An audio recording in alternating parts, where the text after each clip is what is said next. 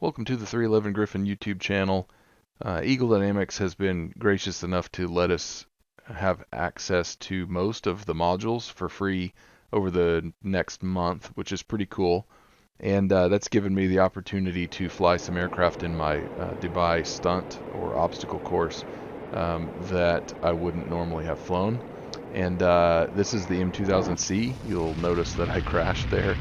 And then here in a second, you'll see a clip where I just kind of missed a gate, and it took me a few tries just to get a good feel for it. And I'm not the run that you'll see here is not the best that I can do, I'm sure. So I may fly it some more, but I may not. I'm not really for sure how much time I'll have to try to learn this module, and since it's not one that I'm probably going to purchase, I'm not going to spend a ton of time on it. It is a really cool aircraft, and it's an intriguing aircraft. It looks and feels like it's very capable, and so this since this isn't really a well practiced run, this is going to be more like just how the aircraft feels to a new flyer, to somebody who hasn't been in it before and doesn't know that much about it. Um, and I'll talk about my run and kind of where I mess up and everything, and then just probably let the external view. I probably won't talk much during that, but essentially, every time I get in a new aircraft, I have to mess with the controls, and you guys know this too. If you've played DCS at all, you know that you got to go in and redefine all the controls because they're goofy. This one was no exception. Also, every time I fly a new aircraft, it's really hard for me to know if the gear are coming up. So I usually have to, I had to switch to the external model or external view there just to make sure the gear had come up. I thought they did, but since I haven't taken the time to really learn the layout of the cockpit, it does slow me down a little bit. So what that does is it makes me gain more altitude than I want to. Not a huge deal, but when you're counting frames of uh, or I guess those would be half seconds or something like that. I don't remember. I can't do the math in my head while I'm watching this. But anyway, this aircraft turns pretty well, and it seemed like when it got around 400, I think those are knots.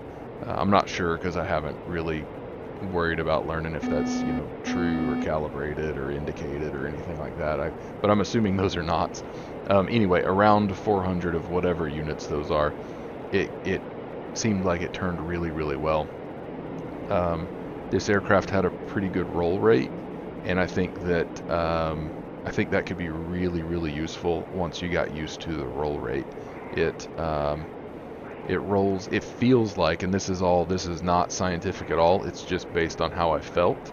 It feels like it rolls faster than the F-16. Which is kind of what I've been flying the most of lately. It was really smooth through this section.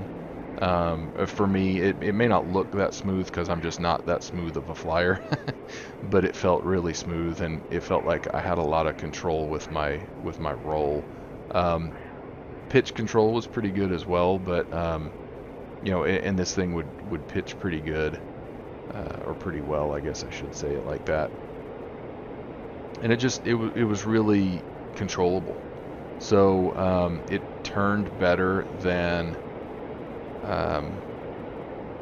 the F-16, or it seemed like it. I'll have to fly it some more to kind of see in more circumstances how it turns compared to the F-16. So we'll see. I wasn't as sharp with it as I was in my last F-16 run of this course. So I could definitely improve if I flew this a little bit more. And here I had to go into the external view because this is how little research I did before I flew this. I didn't know what the altitude units were in. I didn't know if that was feet or if that was meters, and I should have known. It would take about 5 seconds to figure out what that is, but I didn't even think about it till I was in the cockpit, and then I got confused. So I went to the external view and wound up overflying the 20,000 feet pretty substantially.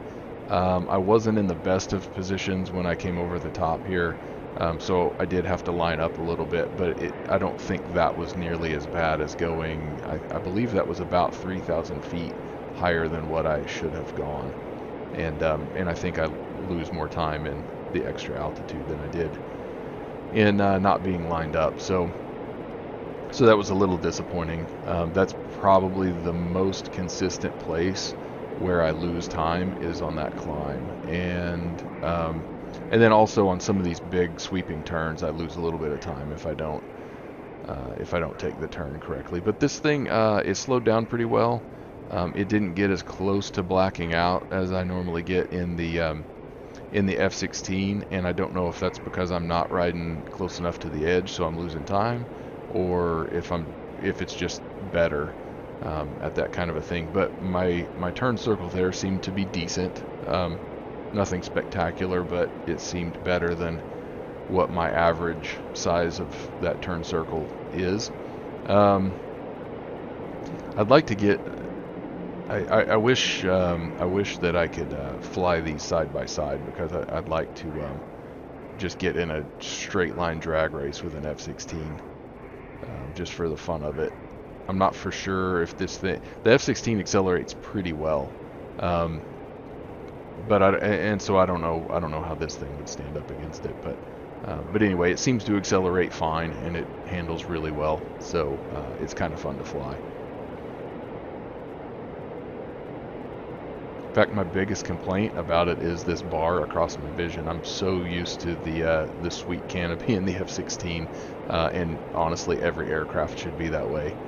Gen 4, 4 Plus, and 5 should all be that way. But anyway, this is a little bit of an older aircraft, so I get it. But the visibility would be great because of the way the front dash and the HUD is made. If this didn't have the bar, if it had a nice bubble canopy like the F-16 has, visibility would be amazing. These two last obstacles were really easy to nail with this thing. It was that was my first time to even get that far in the course. I had to stop and restart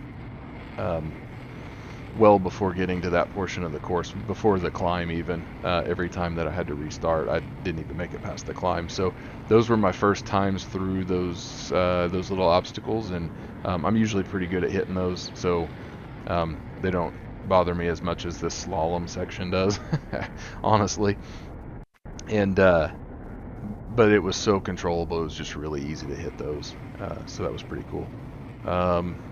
And that's about it. So it's just a really easy to handle aircraft. It seems very, very capable.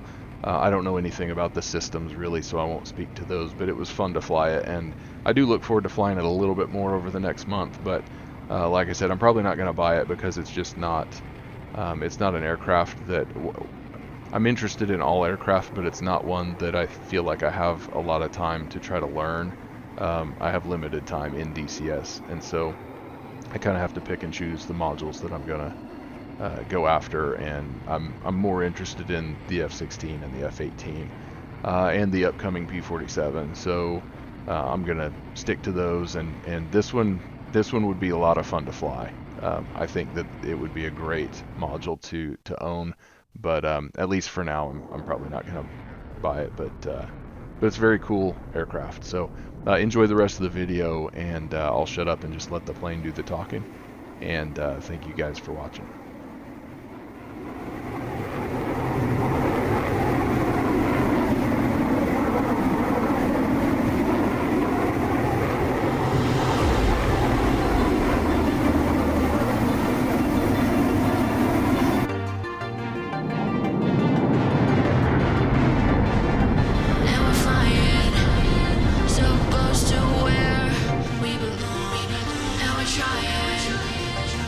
Somewhere new, and I try to crack this iceberg open till it shatters through the ocean. I wanna make shockwaves. I wanna make shockwaves with you. Gonna move the ocean current till the waves flood what's been burned.